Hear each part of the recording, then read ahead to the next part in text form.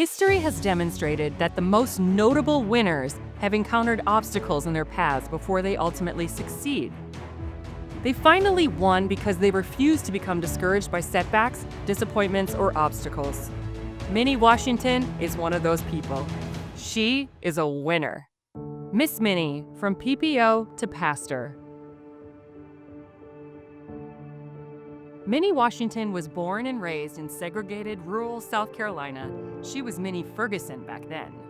I was born in Graniteville, South Carolina. My dad was a chef for many years for the president of Graniteville Company. He could cook anything. And it was a large family to cook for. I had 7 siblings, 5 brothers and 2 sisters. I fit in number 5, and I found out later that I'm born in the 5th month, and the number 5 is symbolic for grace. Mama raised us. Mama did most of the beatings. Mama did everything. Growing up in South Carolina, we didn't have a vehicle. We walked everywhere. It was just a wonderful place and a wonderful time because we knew no different. Nobody locked their doors. Nobody locked windows. You didn't have to call a person before you went to the house. You just went to visit. It was just, we were all family. And of course, we didn't have indoor bathrooms and all that. We didn't have all that then, but we didn't know any better. But it was a good life, a good life. We walked to school, and it was all black school, of course, then. Segregation hadn't started then, and we knew nothing about segregation. Schools were just great. I was always a good student. I always wanted to excel. I always wanted to be the best person, and it's still that way in my life today. I just want to excel. I've done all that I can do in these 85 years, and for the next years, I have some more things that I'm going to do.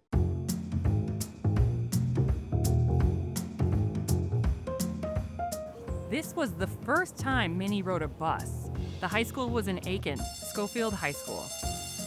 I wanted to go to a basketball game, but my mother said no.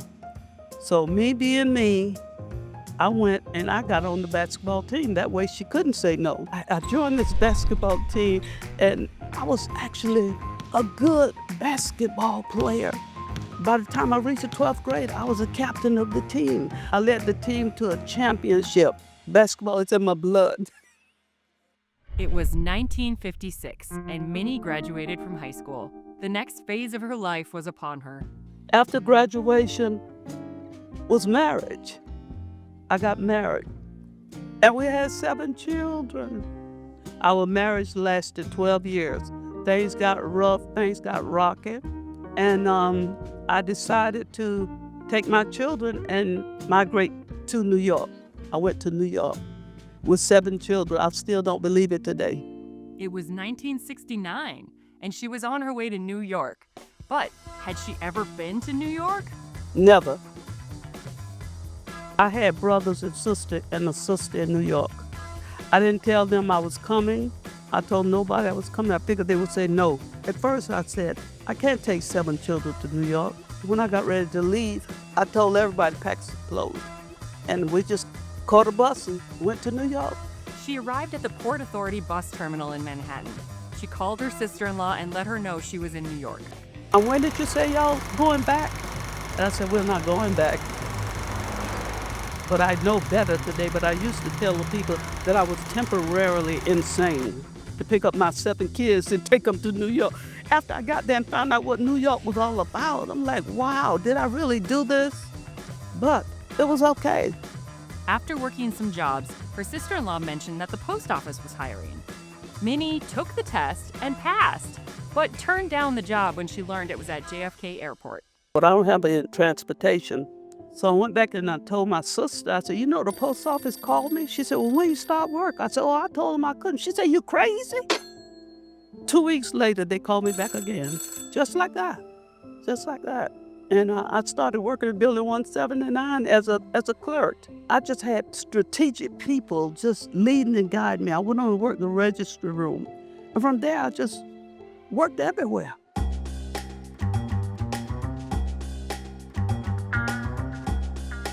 By 1972, Minnie was working for the Postal Service at JFK Airport. It wasn't long before she was working in human resources. They were hiring for Christmas, and my boys were always tall. I said, well, like, if they hiring, I'm gonna hire my boys too. I think they were like 13 and 14. And they all were working in the post office for Christmas. And I remember it so clearly now. I said, don't y'all tell nobody y'all's age. Just work, do your work, do what you're supposed to do so nobody have to ask you anything. And I remember that my boys got their first job in the post office too. Why not? You know, I needed some help. Those boys were eating hard. They were old. Around 1974, the same man who mentored her encouraged her to become a PPO. PPO? Minnie didn't know much about the Postal Police, except All I knew was they looked good in them uniforms. And the same man encouraged me to become a postal police officer. And I said, I don't know how to shoot a gun. I'm not going there. I'm not going to kill nobody, and I don't want nobody to kill me. But for some reason, I knew God had placed this man in my life for a reason. So I became a postal police officer. Went to Oklahoma. Oh my God, that was the best time of my life because I had a vacation away from my kids and I didn't have to pay a dime. after 3 weeks of training, she was back in New York. They stationed me at JFK, right back to JFK, and I was building 250, and I was the only female that worked outside with the men. The other females were in the office.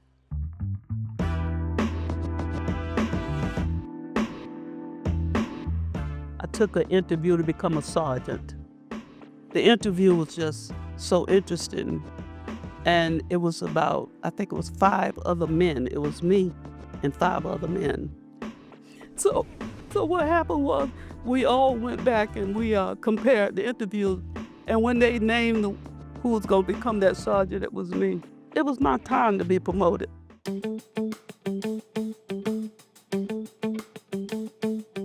As a sergeant, my first assignment was FDR and Grand Central. I rotated between the two.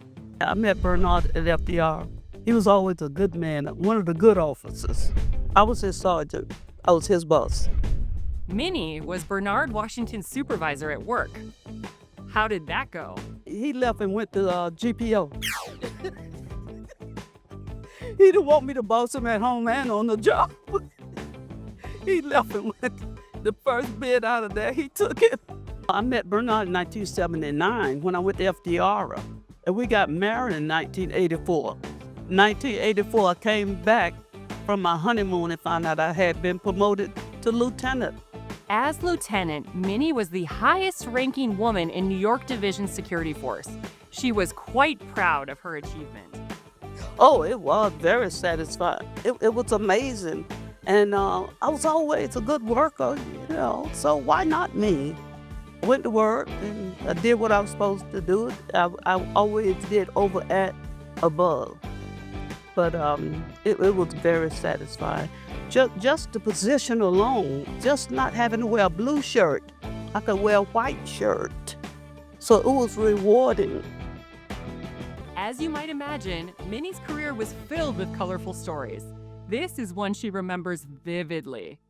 I've always worked crossword puzzles. I still work them today, crossword puzzles. I started in 1972. I knew I had to have something to occupy my mind at night because I was working at night. And this particular night, I had fallen asleep. Working the crossword puzzle, I just fell asleep. And the sergeant came along and tapped on the window. When he tapped on the window, I knew I was in trouble, so I just kept my head down. He tapped again. And I looked up and I said, don't ever tap on my door when I'm praying. I said, you came here in the middle of my prayer. He was so apologetic. And when he walked away, I said, oh, Lord, you saved me.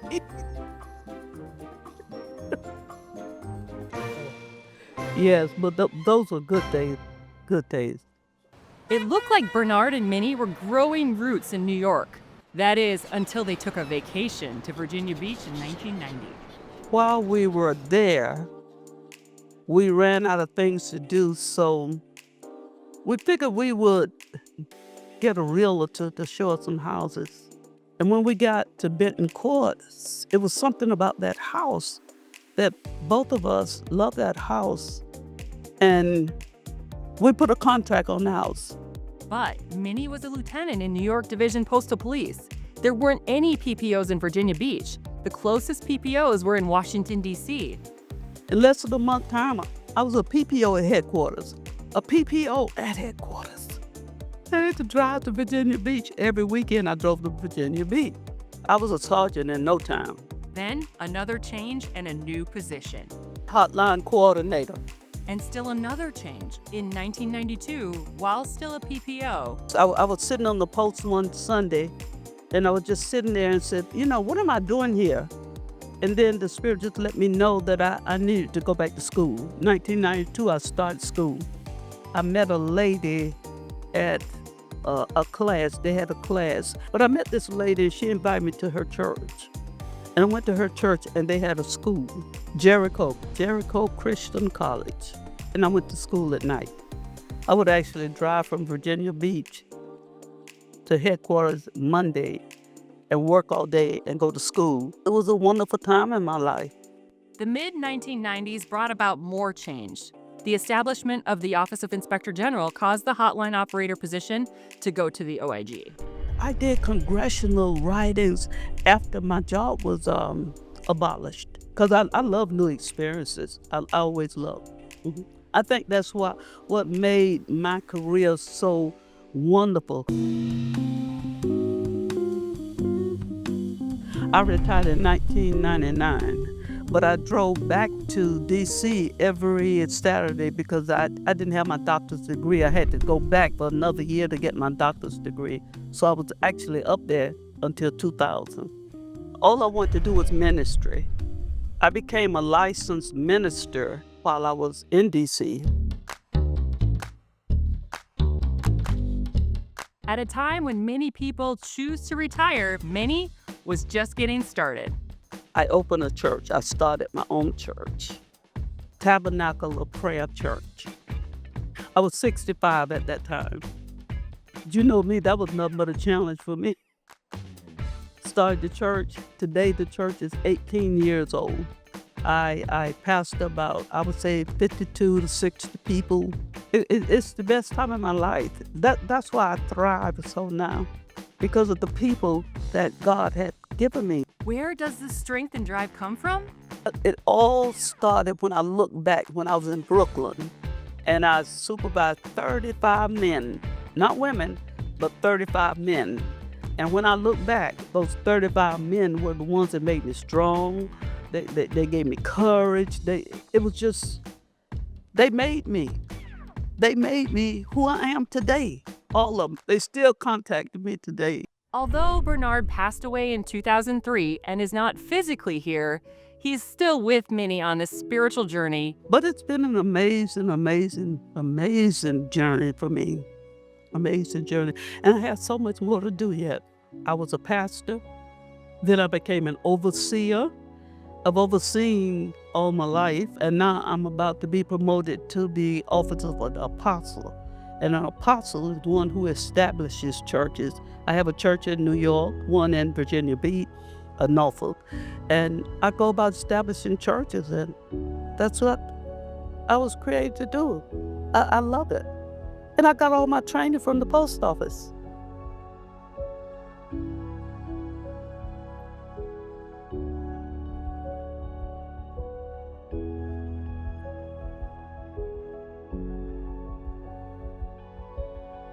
I just sat in and relived my whole life.